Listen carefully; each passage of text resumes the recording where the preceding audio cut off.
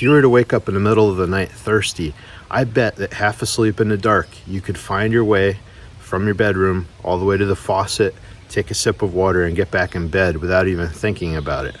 And that's because your brain has mapped your environment of your house on a deep level so that you can find your way in the dark. Now, what if we could enjoy that same level of connection with our favorite places in nature? What would be the ramifications for our health and well-being and for our sense of connection with the interdependent fabric of life that supports us on this planet? Well, fortunately, our brain is adapted to have that level of connection, and our senses are waiting for us to get out there and make these connections. My name is Josh Lane. I'm the author of the book Conscious Nature, the Art and Neuroscience of Meditating in Nature. And today in this video, I'm going to share a cycle that I call the presence, observation, and attunement cycle. And I'm going to guide you through this with some basic concepts and practices that'll help you go deeper in your connection with your favorite outdoor environments. And you'll see as we go through this that it not only helps connect you to the world around you, but also to that world inside as well. So here we go.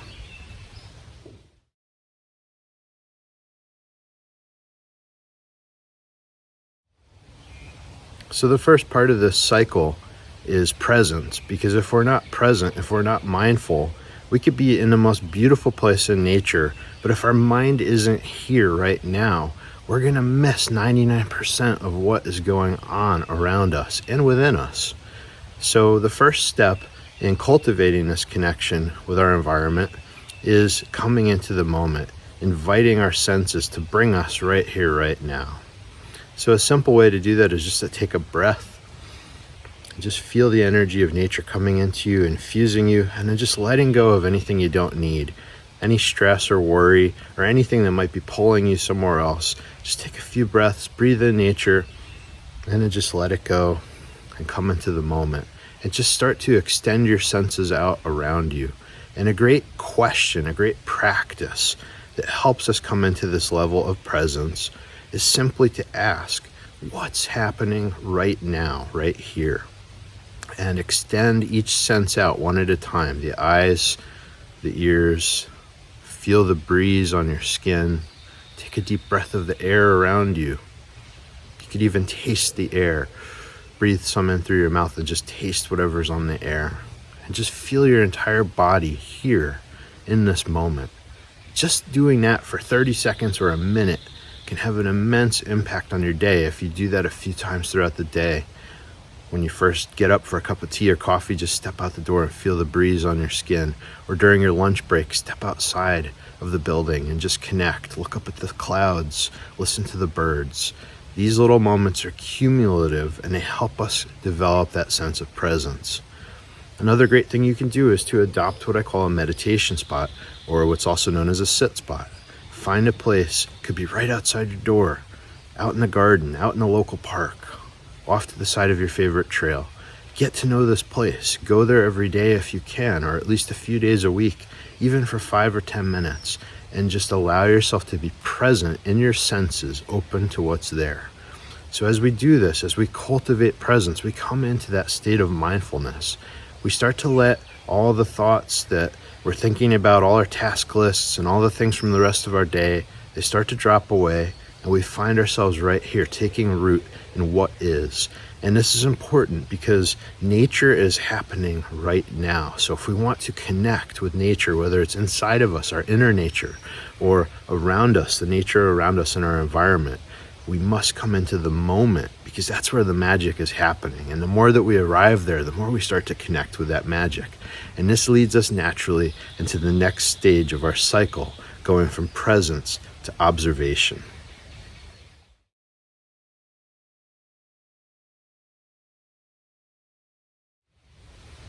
So the cycle of presence, first of all, as we move into observation, we become mindful in the moment. And when we do this, we allow our nervous system to literally reset.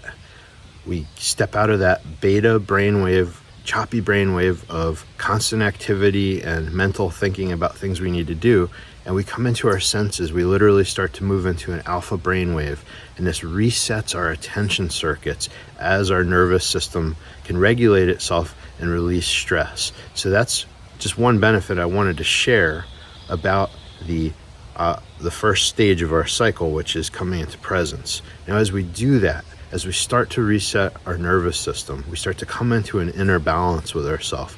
It opens us up so that we can now make new observations of what's happening, whether that's checking in and just saying, wow, I've been really busy. How am I feeling? Now that I've slowed down, how am I actually feeling?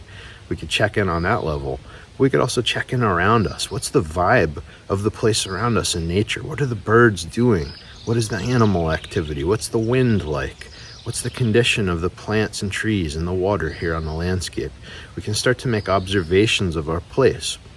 If we're going to the same place every day, whether it's on a mindful walking circuit where we have a part of our walk that we dedicate for a minute or 10 minutes to just walking mindfully on that trail that we take every day, that could be one place to apply this. But if we have a meditation spot somewhere along that trail where we sit for 5 or 10 minutes, that's another place where we can make consistent observations, where we help ourselves settle in, and we're starting to regulate the nervous system, starting to relax into our being. And then we start to open, we start to expand, because we have that capacity opening back up. Our attention is refreshing.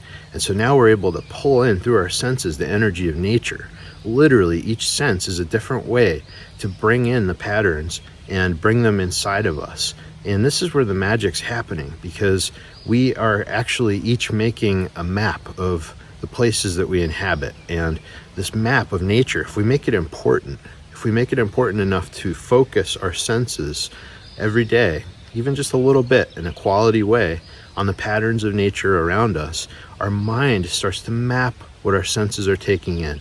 And it builds a map of nature inside of us that we carry with us. So think about all the things that are important in your life.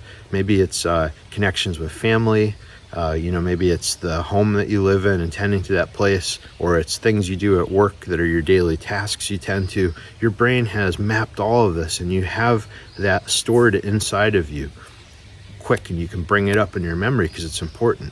Now, when we make these connections at our meditation spot or on our mindfulness circuit, we're starting to branch out and we're building a map of that place. And so we're making nature relevant to our day-to-day process. And so we're starting to carry that with us. Now, as we do this, we have the opportunity to start to engage our curiosity. So as we get out to the meditation spot, and one day maybe we see a new plant that's shooting up out of the ground, and we start to watch it. We say, hey, that wasn't there last week. I wonder what it's going to turn into. And then the next week, maybe that flower starts to open. So we start to become curious about the things around us. And every time we engage our curiosity and make a new observation, we're actually releasing small amounts of dopamine. And this is a neurotransmitter that helps us build a sense of motivation in our life. And so we start to actually, through our curiosity in nature, build our power of intrinsic motivation. And that's going to carry through into so many other areas of our life. So nature, just by the way our brain is adapted to notice new things, we're going to actually build this creative power inside of ourselves.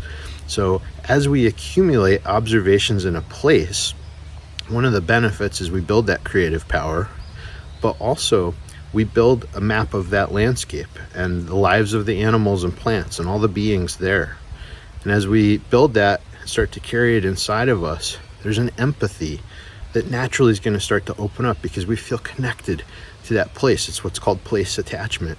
And it's in a positive way that we feel connected to that place because we're carrying it inside of ourselves and it's become important to us. So the second phase of this cycle, going from that basic presence, is then going into observing what's going on. And we can invite ourselves to do that in a deeper and deeper way every day. And again, a great way to do this is just to sit down and ask that basic question. What's happening right now? What am I hearing? What am I seeing? What am I smelling, tasting? What am I feeling? What is my intuition, my instinct telling me right now about this place? So that's the next step. And as we do that, that's going to naturally lead us into the third part of our cycle, which is attunement.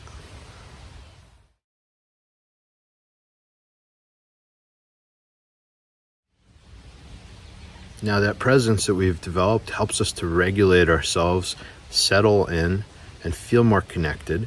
And then we start to open up into that space of observation. Now, those questions we ask in observation actually engage the prefrontal cortex of the brain. So when we use that part of the brain, it actually is involved in regulating emotion as well. So not only are we relaxing our nervous system, but we're then engaging an inner resource we can apply that helps us not only ask what's going on around us, but ask and inquire a bit more about what's going on inside of us too. So that's just an extra benefit I wanted to mention of this cycle. But as we observe, as we accumulate a knowledge of place, it starts to build up. We start to know, oh, that's that same robin on the lawn that I see every time I'm at my meditation spot. And then the next time we start to look a little deeper, we see, oh, that's the branch over here that robin likes to sing from. And in the morning during the dawn chorus, it's always defending that one spot also closer towards the ground from this other robin. And you start to see these interconnections, and you start to learn about the life of that one bird. And it could be a plant, it could be a tree, it could be anything. But that would be a great way to approach this, to say, okay, there's that tree I see every day. What can I learn about it today that I haven't yet noticed? What can I learn about that robin I see every day that I haven't yet noticed? And that helps us build these observations to the point where we transition from observation into attunement, because we've developed enough surface area, enough connection with those beings at our place, that we start to know the mood of that place. We start to know what it's generally like, that it's got a rhythm to it. And as we match ourselves into that rhythm through our presence, and we start to build that observational capacity, we realize this is how things usually flow here, and we can match ourselves to that and slow ourselves down. Because this is one of the big things in the journey of nature connection, is that often modern life is going so fast, at such a hectic speed. There's so many things to do.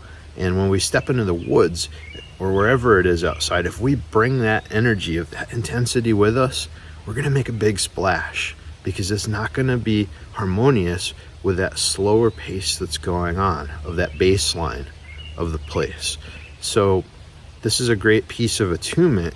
To actually attune with the place, we also need to start to attune inside of ourselves and feel, where is our energy at? Can we slow down and start to match the vibe of this place? And if we do, if we find that stillness inside of ourselves, and we start to know the patterns of the birds and animals, instead of making a big splash when we go out there, we can move more slowly, we can pay more attention and spread our awareness out around us, and we can start to have a much better chance to flow with the feeling of that place, with the rhythm of that time of day, that season, that place. So we're learning not just about the landscape, but the landscape's reflecting back something about our own internal natural rhythm, and getting back to that. And when we start to get in touch with that, and we find moments of that, we realize how powerful it is, because we start to find a peace inside of ourselves, and a grounding, a centering.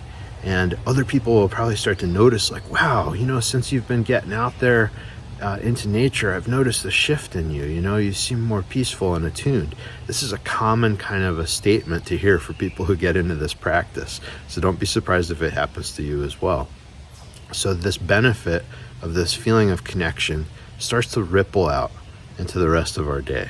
So as you move into attunement, you're attuning both within you, to your own pace, and to nature's pace around you.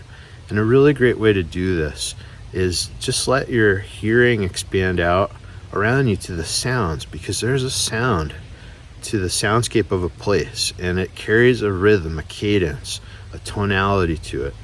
And if you can feel into that, you'll start to notice the sounds you make. So what do your footsteps sound like? Are they in a hurry, ch-ch-ch-ch, or are they ch-ch-ch-ch? And then what are the birds doing? What's the sound of the birds? Are they melodious and fluid in their song? A lot of the time they will be. There might be little spurts of activity, but then it'll go back to a more melodious soundscape. So check that out. Find out what that is around your meditation spot. See if you can tune into that, and just let yourself have time to be more than anything. Because as you be, and as you are in your presence, in your observation, and becoming attuned, you will start to carry that spirit of nature with you that way, of that harmonious feeling. So it's a really beautiful thing. And you'll also be building that map inside your brain, literally, of all these sensory connections with the beings around you at your meditation spot. And when nature is carried with you, you can't help but have a greater sense of empathy and caring and a sense of interconnection with all of life. And that feeling starts to carry with you wherever you go, because you realize how that feeling of nature is everywhere, because we're all part of nature. We are nature. So this is a way to consciously come into connection with that, and it's what our brain is adapted to do. So enjoy that, enjoy the gifts that nature has to offer you, and I wish you well, and I wish you great connection in your journeys with nature. And you can learn more practices and things you can do to help support this on my website at consciousnature.net, or check out my book, Conscious Nature, The Art and Neuroscience of Meditating in Nature. So thanks so much.